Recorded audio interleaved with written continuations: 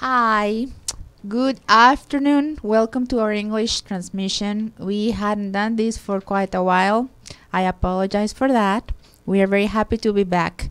We are celebrating because we are finally launching our new internet site. Now you can all find us again at www.uncoa.mx or .com. I'm very happy to let you know about our site. You can also follow us in our fan page, which is also pretty new. Now you can find it with the same name, which is Uncoa, UNCOA. And you can also follow us in YouTube Live. So you have a lot of places where you can follow our transmissions. And if you are busy right now and you can't stay for the whole thing, you can connect later because they're going to be there and you can check them out, listen, or you can share with whoever you want. Please help us. We are still... it's a work in progress. We're learning to do this in different languages, but the will that we have to communicate this information is a really, really big one. I'm really happy to have my friend Mario Melgosa today with me. Hello. Welcome to our English transmission, Mario. We were missing you. Thank you very much. Well, now we are here. We're trying to support some of the projects that the university is trying to give. I remind you that you can reach us on WhatsApp by the 33205546990, and you can share with us your thoughts, your comments, your questions. We are here to serve, and we are here to share any opinions you may have. So please be kind and share with us. Exactly. We are willing to help and answer any questions you may have. And that's the reason why we're giving you different ways to reach us. If you are watching from any other place that is not our country, which is Mexico, because this live transmission is coming out of a place in Mexico, which is called Guadalajara.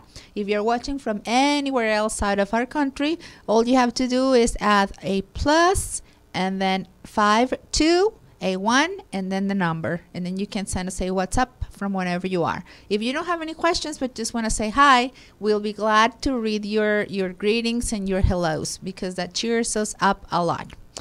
And okay, so for quite some time we were talking about different things, about the importance of giving, the importance of serving, but today we want to talk about a different topic, which is the importance of thought.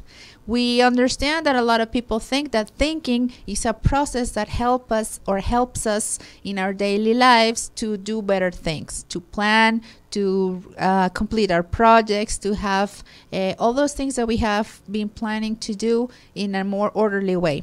Unfortunately, we have discovered through our research and investigation that thinking can become not a tool and not something that helps, but on the contrary, it can become an obstacle. In what way would we say that thinking can become harmful? Because we are focused on thinking in a bad way. Usually thinking becomes something that we do in a critical way, observing everything that happens around us in a negative way.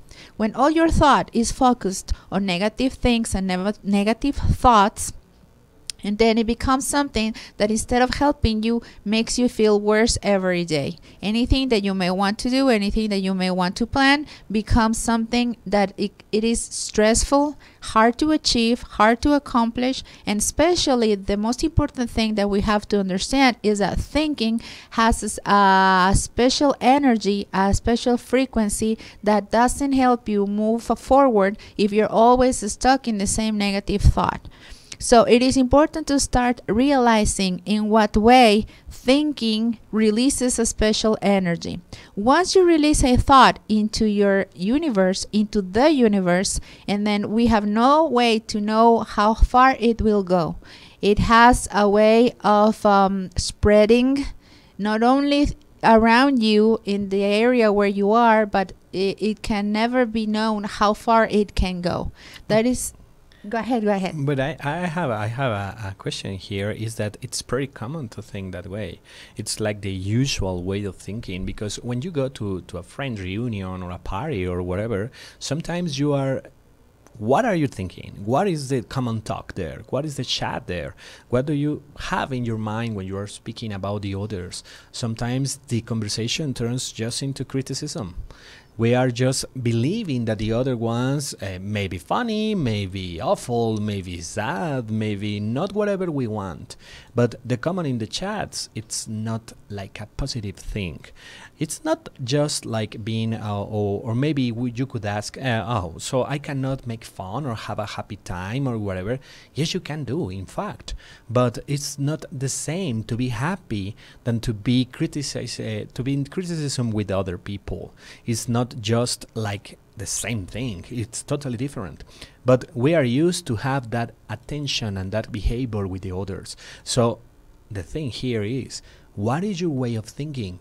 May you analyze it and say, okay, maybe I'm not that good person, but I'm not bad person. It's not a qualifying thing. It's what is the thinking? What is the root of your thoughts? What are you believing or thinking? It's just that. If that it's negative, it's not building anything, it's not a positive way of thinking for someone or even you, so you are not thinking good. And that's what is not building a future for yourself, or not even your happiness. So why are you unhappy? Why are you worried? Why are you scared? Why are you stressed? Well, what's your way of thinking? Exactly. And what we fail to understand or acknowledge is that thinking is a process that releases energy. So if everything in the universe, and listen to me, we're not talking about anything in this case that you may say, what are they talking, this mumbo jumbo energy or this new age thing? We don't have a specific current. We are talking about science. What we're using is energy, frequencies, magnetism, things that you can always verify in a scientific experimental way. We are not talking about anything that it's in a mystical way. So when we're talking about the energy that releases when you are thinking, we're talking about a specific thing that it can be researched in order to see what happens. If you open, I always give the same example, but I always say people think that thoughts or the thinking process happens in the brain. But the thinking process doesn't really happen in the brain. There is something else, which is your mind. And the mind is difficult to locate if you're looking for a specific place to find it. The mind is not within your brain. The mind is within all of you. And so little by little, it will be important to understand what the mind is, what the mind does to you, what the goal or the purpose of the mind is when you are here. So when I say here, I'm talking about when you have this possibility to be in this earth, in this planet, in this world, in this time. So what you have to start understanding is that your thought is made of energy. If I open your brain, let's imagine that I go to the doctor, and if the doctor opens my brain, I do have thoughts, but he will not be able to see them. The fact that they are not something that is tangible doesn't mean that thoughts do not exist. The same way with feelings. If you everybody says, I love you with all my heart. If I open your heart, I will probably, if you say, he is in my heart, if I open the heart of a person, I will see no one there. I will see veins, I will see muscles, I will see blood. It might be a little yucky because I'm not going to like it. But anyway, love is there, even if I can't see it. So where is it? What is it? What composes that love? What composes those thoughts? So that's what we are trying to make you understand. When Mario gives the example, when you go to a reunion or when you go to a family gathering and everybody's criticizing, it's amazing because everybody falls into the same frequency. Everybody starts thinking about the same, and it happens when you don't want to feel that way, think that way. You go to the place, everybody's talking about the same, and you feel uncomfortable. You don't fit there. It's like a sensation of, oh, what am I doing here? It's not your frequency. Okay, let me play kind of the role of the questionnaire here, April, if you let me. Go ahead, you can be the interviewer. For example, if here you're saying that the thought is not precisely occurring in the brain, so it's occurring in the mind. Let me think, it reminds me that, for example, we sometimes forget that everything, even things that are not alive, have a magnetic field. For example, a stone. a simple stone or a rock. It has a magnetic field. It moves. All the atoms inside it are moving. We see it very steady. We see it there. It's not like doing nothing. But inside, all the atoms are moving. So everything is energy at the end. So it's not something very strange to say that the mind is a form of energy, or your thoughts. So what happens when you really feel bad and you feel worse and you feel even worse is like a waterfall falling from everything, and it's an essential energy that is just moving. The thing here is that when your thoughts are here, where are they? They are in all your body, you say, or all you. So what does the brain really do? That's my question. If my mind is the thing that is thinking, or the form of energy of myself that is thinking, where is, or what does my brain with my thoughts? Well, all your organs are conductors. They are conductors of energy. So all your thoughts that you have, all this, let's call them these mental files or archives, you have built them for a long time with a lot of information. And we're going to go to the basic things. Okay. Let's go from the beginning. Let's say that the first thing that you have is your instinct. Okay. And your instinct is the first part that you get from where you start moving. What does your instinct make you do? Usually, let's say the instinct is, you were given an instinct before you even had all the abilities you have now, because that was something that would make you preserve your life. That was the purpose of the instinct. When we have let's say that we have different kinds of minds. Just Okay. per se. Let's say that we have the instinctive mind. Your instinctive mind just works in filling up or fulfilling your needs of survival. My needs of survival, you're meaning like the basic needs? Exactly. For example, eating or sleeping? Eating, sleep. If we go from the bottom, we would say that your instinctive mind helps you fulfill your needs of food, shelter, hygiene, breathing, all the basic processes in your body.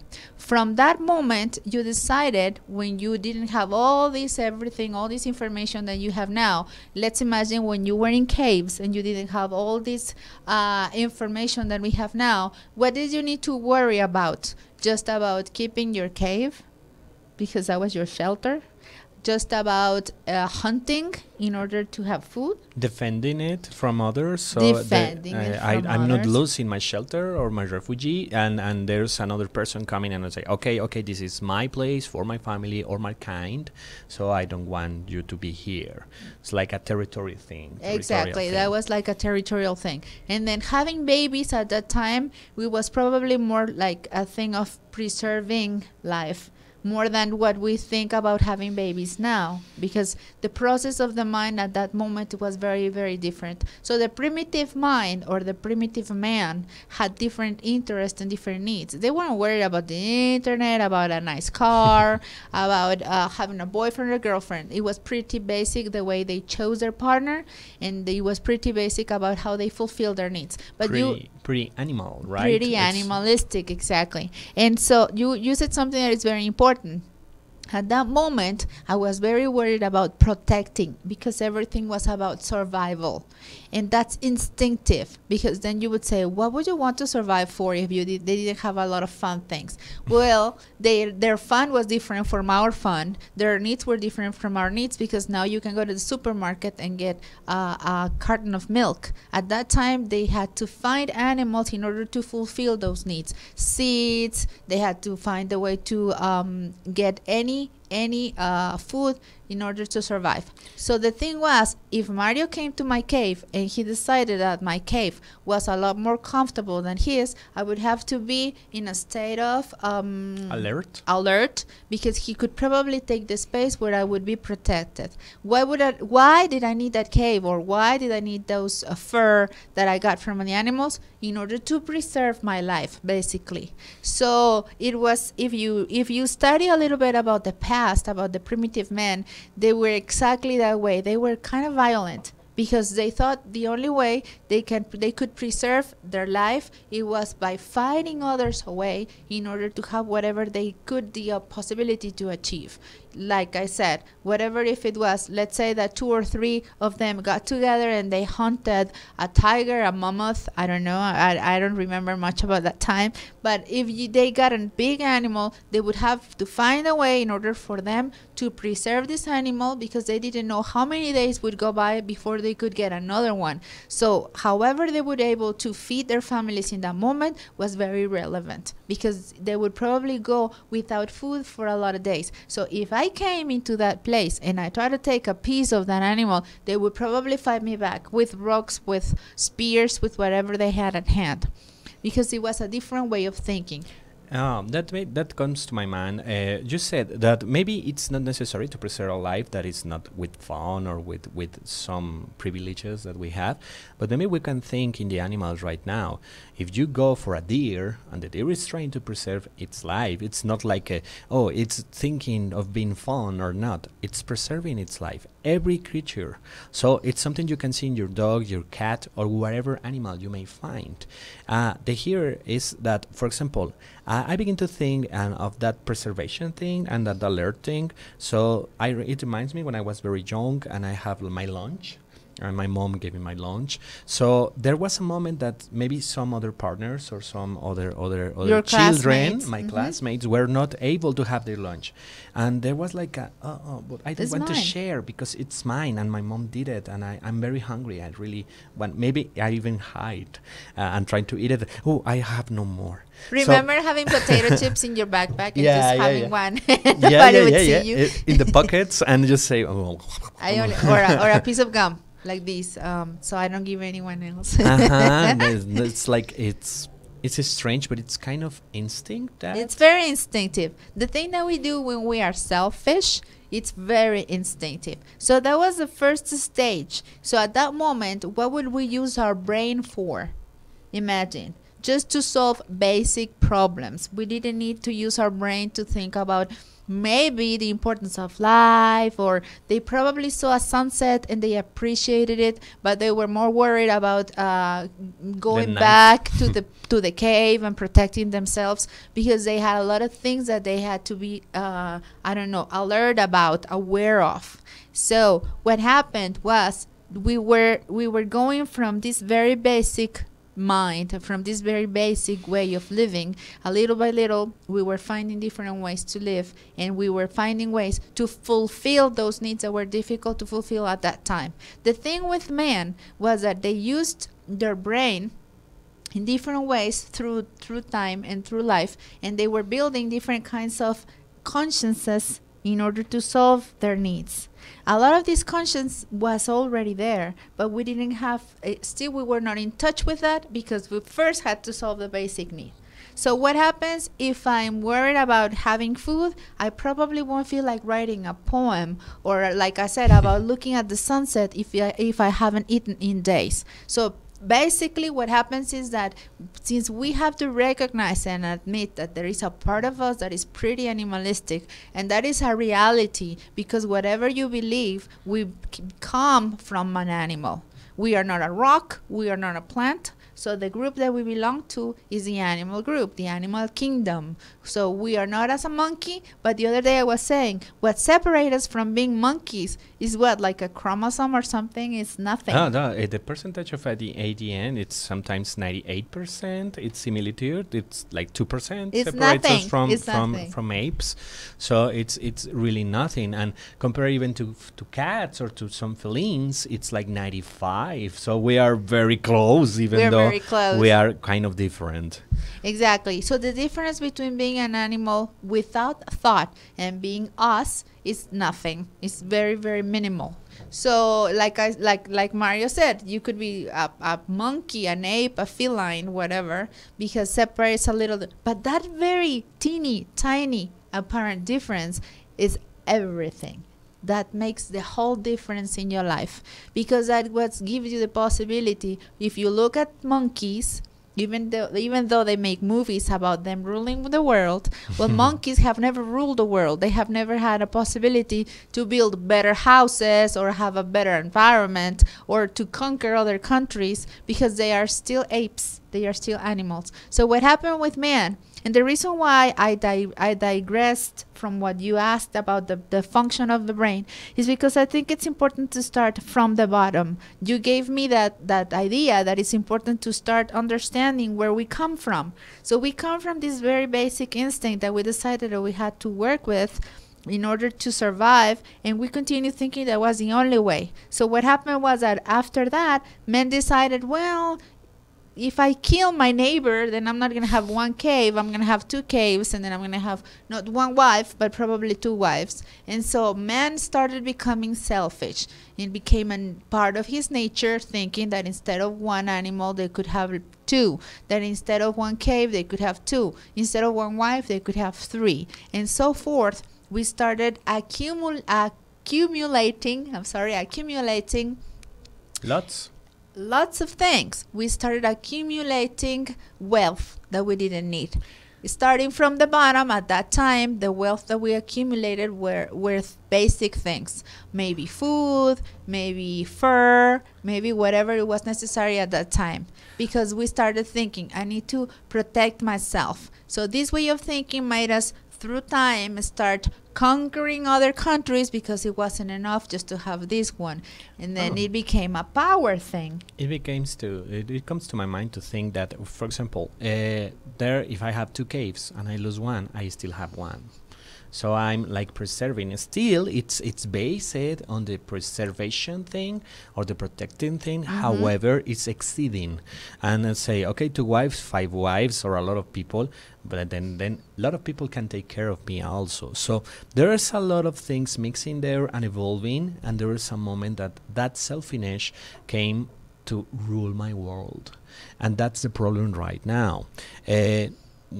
You were speaking about caves, you were speaking about, you may say, and now you are speaking about now. Yes, because the thing is that selfishness, it's really one of our greatest problems right now.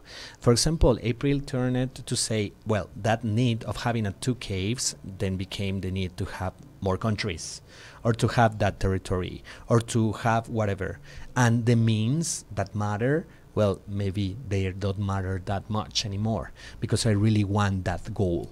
And I don't care the others, and I don't care what happened, because they are not mine, they are not my kin, they are not alike me. Or even I began to fool myself, because that's the word, than thinking that the others are different or whatever. So the thing here is that justifying your selfishness is not the reason that will solve your problems. It's not really an excuse, it's a problem. And you are not trying to really fight it. It's just like, okay, let's survive with this and let's just move along that selfishness. Everybody does it. Why do I have to change it? Exactly. That's the main thing, that since we come from the same place, we became from the instinctive way of living, or the instinctive mind. Now we all believe that whatever everybody does, it's okay. If I do it, it's fine because everybody else does it. The thing is that through time, through ages, we started looking at things differently. And then at some point, just to say something, women were very, very much underrated. They were not considered important. Now we live in a time when everybody started questioning, wait a minute, shouldn't we all be the same? And so little by little we have started becoming aware that there is a lot more over there than we were thinking, that we were believing. And little by little we have been learning that there are things more important than just survival. Surviving is important because it's like the basic thing that you have to understand, and this is what you do to preserve your life. In order to continue living, in order to continue your life objectives and your life function, you need to have these. So that's basic, and that's fine. That's okay. It is okay to try to preserve your life. But what the thing is that we went beyond that. Oh, excuse me. Bless you. We went beyond that, and then we started thinking that it was a matter of being better than the other one by accumulating wealth. I started thinking at the beginning that it was just in case I don't have the other one, but now it's because having these 2 or 3 makes me more important. So that's where the man or humankind started losing themselves. It was more important to accumulate in order to prove or demonstrate importance of power. that made the whole difference. And so that's the way we started working, and then that's where it comes a little bit of what we would call the instinct, the genetic mind. We started building this gene, this information that made us believe that, oh, okay, let's see, the great-great-great-grandfather was this way. He was violent. He liked to conquer. Let's say, for example, I think that my great-grandfather was Spanish, and he was military Spanish who came to Mexico to conquer. So imagine, that information was placed into my great-grandfather. So it doesn't mean that because it was generations behind me a long time ago, that doesn't concern me. It does, because that's completely printed in my genetic pool. It is part of me. And with that concern, it's not like speaking that I have really to investigate what he did when. No. The problem is that everything he really lived, it was not of your own, or maybe you don't know, but it's there. And it was inherited to your parents and once to you. And that little by little, human beings began to inherit behaviors, and the people even living and learning from for that relative kins. Then the problem is that everything it's learned. So you begin to lose yourself because the others were saying or speaking about the things you really have, not what you did or what you think. The problem is that it's easier to see, oh, there's a mountain of gold, instead of saying, oh, there's a mountain of wisdom, because wisdom is not tangible. So we don't have that position, and we don't know how wisdom looks like. We just see the behavior. So the problem is that human beings began to lose themselves into their need of wellness. And it's not a problem to have. To have is good. The problem is that you live to have. That's the problem. And you begin to forget a lot of things. Remember, then you have that part of you, your self-image, and it became, well, along your instinctivity, like a need of more. And after that need of more, then you begin to accumulate wealth, and then you begin to generate a genetic mind, a genetic thing. It was inherited, many generations. Then you have your actual you, which is thinking and having a lot of behaviors that your parents did and your grandparents did. So what's happening to you? Where really are you? If that's a lot of things influencing yourself, it's like, okay, where am I?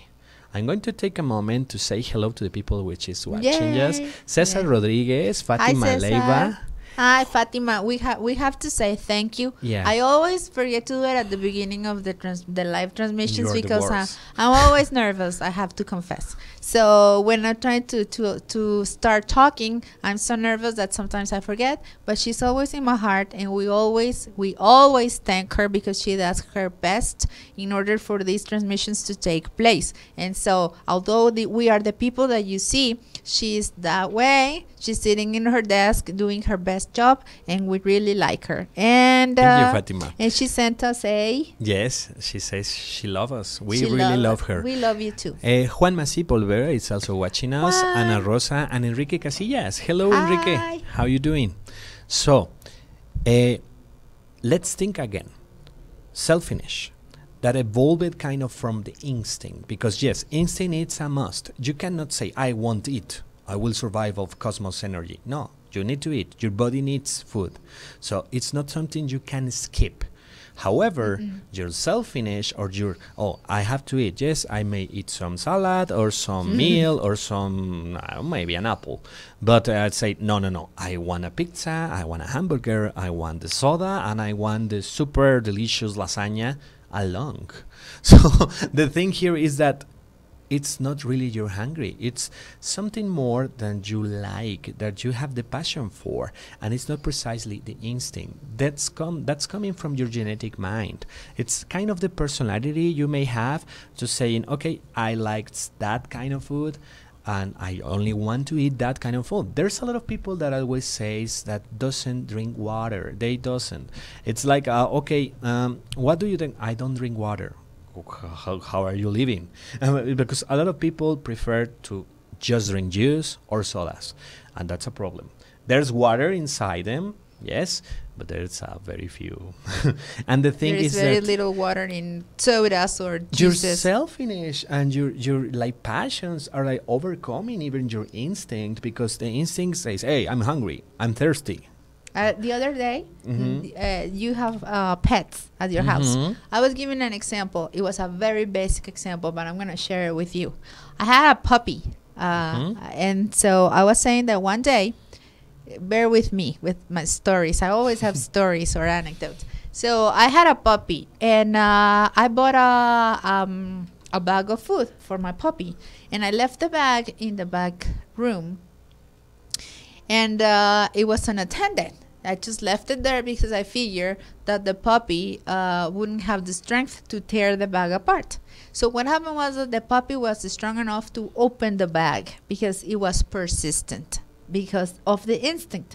She was smelling the food, and she was persistent enough in order to tear the bag apart. When she tore the bag apart, she started eating endlessly, I must say, because I didn't notice that she did that. So when I went to the back room, where it's a laundry room. When I went to the laundry room, I noticed that the puppy was lying down, and she was absolutely full. She was absolutely filled with food. I took her into my arms, and I was like, Maki, what did you do? And you could feel, I promise you, you could feel the food inside of her belly. You could feel the pieces of the food pellets of the that she had eaten. And I remember that made me think a lot about that, because I thought, if she was full, why didn't she stop? Because her instinct, and that is why I said, bear with me, there is a point to this story. Her instinct was to eat more, and that's kind of a passion.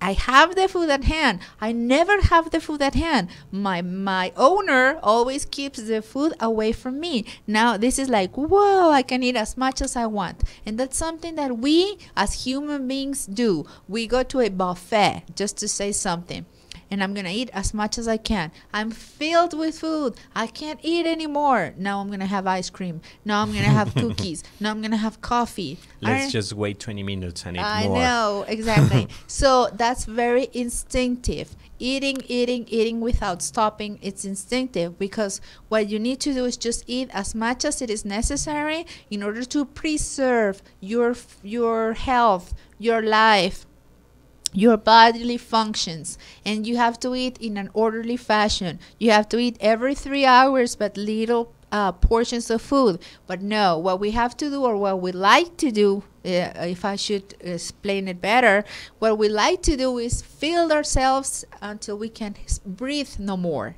And so that's instinct. As my friend was saying, when you are drinking whatever doesn't do good to your body, it's just instinctive, because it tastes good, because it smells good, because I like it. But sometimes it's not something that is good for you. So that, if we connect it with a smart thought, that's not smart thinking. No. That's not smart thinking. And that is one of the many examples that we could give you in which thought doesn't help you, because you're thinking only about what you like, about the time that you couldn't eat. You're only thinking about how delicious this is going to be. So those terminals, sensory terminals, are in your brain. When you are thinking about, oh, I remember this is really delicious, and then you have these reactions in your body. You smell coffee, and maybe you get more saliva, or you start feeling hungry, or you see a... You almost feel it in your tongue. Exactly. You're like tasting it, and you haven't even Exactly. put nothing there. So here comes another thing. It's that phrase that kind of bothers me, that it's saying, oh, thinking it's kind of bad. That's what you are trying to say. I really want to give more about that, because it's not like not stop thinking. It's not our idea. Our idea is to make you reflect or think again how it's the intention of your thoughts. That's what we really want you to do. It's, for example, We really are worried about that. Yes, we are worried and we have a lot of tension. We are stressed, we are depressed. We are very tired trying to solve a problem or whatever. But if we focus into that tiredness, we focus in the problem, we are just suffering. And instead of trying to solve the solution or to find another state of mind to see another perception of the things, then the problem comes and says, oh, here am I'm a monster that I'm like boogieing yourself and whatever. But it's the thought. It's like a lot of circles we are doing around that thoughts. So that's when the thought it's not helping. The thought it's just like growing a lot of sensations inside yourself. And don't speak about emotions, because that troubles every emotion you may have. And everyone knows that sometimes when you are very emotional, you take wrong decisions. So the thing here is, thinking it's not bad. But bad thinking, it's really bad. So because that's like eating. Eating is not bad. It's necessary and it's good for you. But if you're eating things that you don't need, if you're eating junk food, then that's not good for you. So the same thing happens. I'm sorry that I interrupted you, but I'm thinking from what you are saying, the example that comes to my mind is like junk thoughts are not good for you. Junk food is not good for you. So the other day I was giving an example, Mario, in which I said junk thinking or bad thinking is like going to the backyard, getting the garbage can and bringing it into your house and put it into your drawers. All this garbage, put it back into your drawers. And let's imagine that you go into the kitchen and instead of finding spoons, you find garbage. Let's go imagine that you're going into your dresser and instead of finding clean clothes, you're finding garbage. That's exactly the same thing that happens when you're thinking.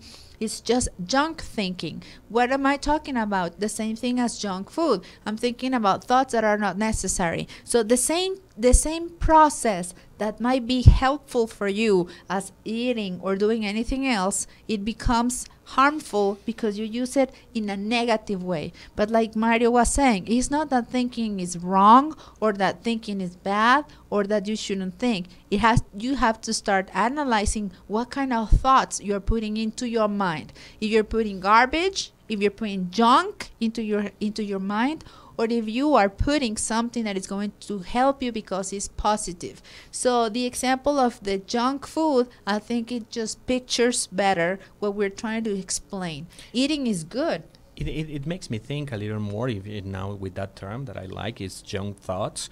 It's, for example, you say I open there and I found a lot of trash and junk.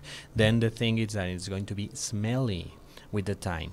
And then you may ask why people is not getting close to me, why it's so difficult for me to make new friends, or why the people is not trying to invite me into the reunions or whatever, why I cannot go with my friends, they like kind of avoid me. What's happening? Well, if you are really keeping a lot of trash thoughts, a lot of junk thoughts there, they are smelly.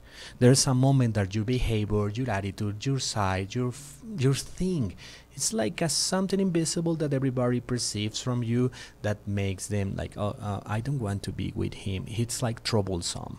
So what's happening? They may love you or they may really appreciate you, but if you are really smelling that bad because you are thinking that bad of many things, it's natural. And that smell is not like a stinky, but it's like a magnetism energy, you said. So every thought that I may have and I may accumulate that garbage there, it's generating energy, or I am wrong. Yeah, and exactly because of that, you can be someone that repels people or attracts people. Or what kind of people are you going to attract to your life? And we go back to the beginning, to the example that you were giving in which you were saying, I go to a gathering or a reunion and everybody's criticizing and I feel really good because I want to criticize with them, or I feel really bad if that's not my thing. So depending on the kind of thinking or the kind of things that you are doing, that's the way you're going to feel. I remember my mom used to say that because my brother is like a party animal, I have to confess. So my mother used to say that wherever he went, because he has lived in many places, in many cities, and she always said that she didn't know how he made it or how he did in order to always find the same kind of friends. She used to say, he likes to drink, he likes to party, he likes motorcycles. I don't know how he does it. He always finds the same people wherever he goes, because that's the magnetism he is involved in. That is the frequency of his thought. If you are thinking about drinking, about motorcycles and party, I don't think you're going to mix with the ones who like to go to the library and read, or with the ones who like to go to museums. You're going to find people with similar likes, also with similar things that they like to do. So that might seem a very simple example, but if you start to analyze it, it's very profound. Thinking about, look at your life, the things that you have in your life right now that you don't like, why are they there? Did they just appear in a very magical way? Was it like something that it was unexpected, you were not planning? Sometimes I don't know, I'm gonna say it, but sometimes you see friends that always have the same partners of life. They always connect with the same kind of people and they suffer. But the thing is, who is the one who needs to do the change?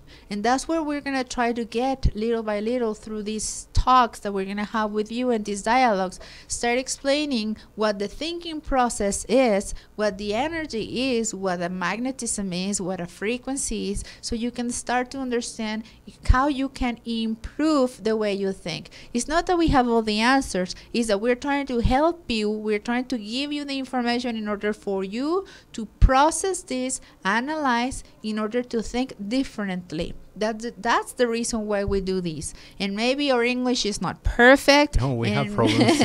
Yeah, but what we're trying to do is communicate with as many people as we can, because we believe that this information is very, very valuable. We believe that this may change your life in many, many ways, because we have experienced it, because it also changed ours, because it's an everyday thing that we do, trying to think differently, live differently, feel differently, but especially we're trying to get to the bottom of this by knowing our own self, by understanding our own self and thinking differently. That is the reason why here we have different classes, and the name of the course that we teach is the knowledge of yourself. We are not trying to help you know the universe or the world, or to a lot of people think, like we were giving the examples of the junk thought, and you were probably thinking, that's the reason why my mom is that way, or that's the reason why my neighbor is always in a bad mood. No, we want you to understand you.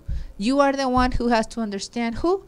You, your own self. And that is what we're going to work with every Saturday in order to achieve this process and help you understand little by little how the process of thought works. And here it's important to know that every problem you may have, there's also a solution you may provide. So if everything is in you, even the solution is in you. It's not like, oh, I have all these trash thoughts and whatever, and I cannot do. No. There's no one that can come and clean that. You are the one that can do the change in yourself. The others may think, may say, may act whatever they want. The thing is that you deserve a better life from yourself. That's it. It's not another point of view. We really want you to change that negative form of thinking into a positive one, because it's very convenient to you, just to you. So the thing here is, we really have like an enthusiastic thing about it, but it's a lot of information we need to provide. And remember, you can ask us, you can comment, you can really make this more interactive, so we can really bring kind of solutions to that thing. Yeah, what we want to develop is a dialogue. We understand that for now, maybe as you start watching us, you're probably going to have to start a dialogue with your own self. That's very good and that's very valid. If you start talking to yourself, asking questions, trying to understand yourself, that would be the first step. And then little by little, we hope that you get the nerve, the courage to ask us, to communicate with us and give us the opportunity, because that's what we're trying to do. Find the opportunity to be of service. That is like our main motto. A few days ago, I explained where we say good life, because in English it might sound differently. Sometimes when you say, okay, have a good life, it means that I will never see you again. Go away. But for us, when we wish you and we say, have a good life, or I wish you a good life, I hope you have a good life, it's because we not only want you to have a good morning, a good day, or a good afternoon. We want your whole life to be good. And that's exactly where a good positive thought comes. When I'm always wishing everyone a good life, I'm wishing that they live to the extent of the best possibilities every day.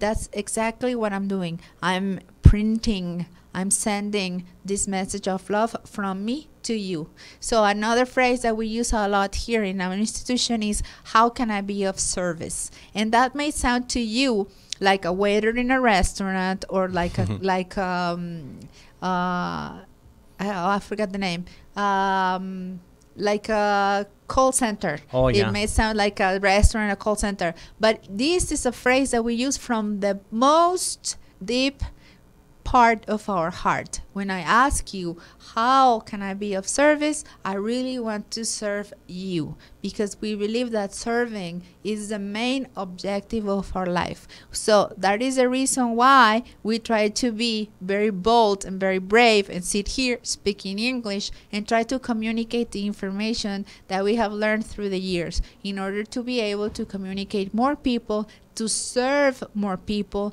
to help more people be as connected with themselves as we are working on our own selves. And I want to send a hi. Who's there? It's Jock Romero. Joaquin Romero. Joaquin Romero. He's saying hi. Joaquin Romero is my friend from many, many years ago. Thank you for saying hi. It really makes me happy to see you there, connected. We used to do theater in English with Joaquin. Yeah, he's still an actor. He's a really good one. So hi.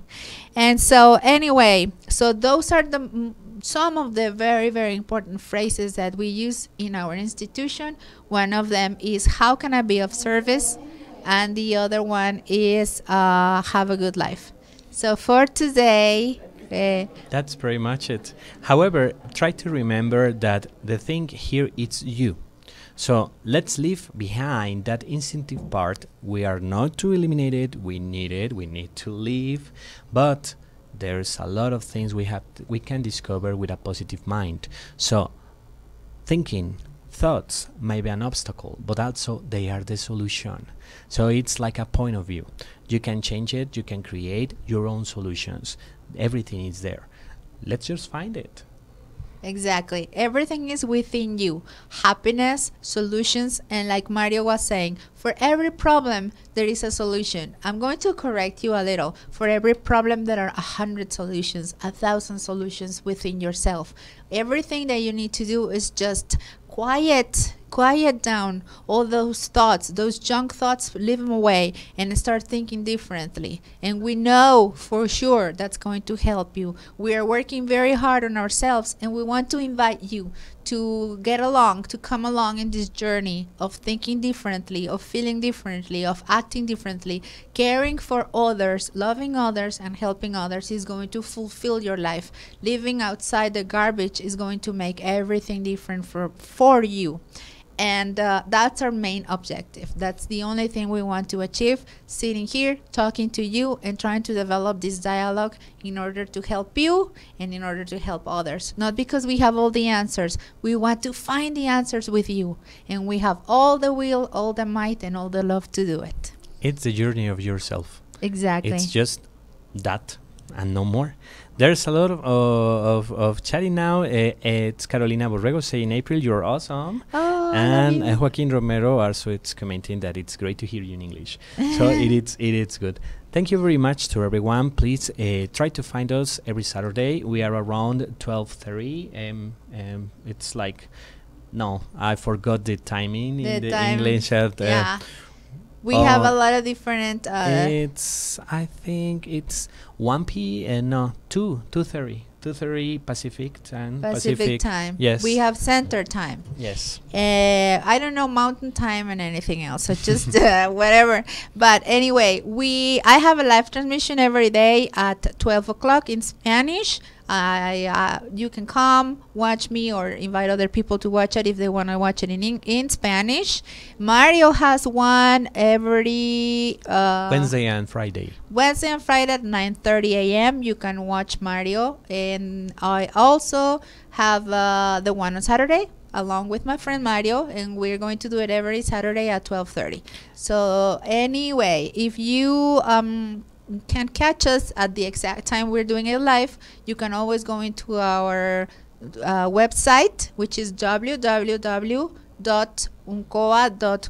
Uncoa is spelled UNCOA. If you're watching, you already know, but still, I don't know. And then we also have YouTube live transmissions and also the Facebook live. Thank you very much to everyone. Please be kind to yourself because you deserve it. It's like a new way of thinking. You have used it. It's not like, oh, positive mind, it's another thing. It's the new thing. No, no, no. You have lived a lot with it. But let's just give it more time to thinking positive. Exactly. I love the way you said it. Be kind to yourself. Exactly. Be kind to yourself and have a good life. Good life.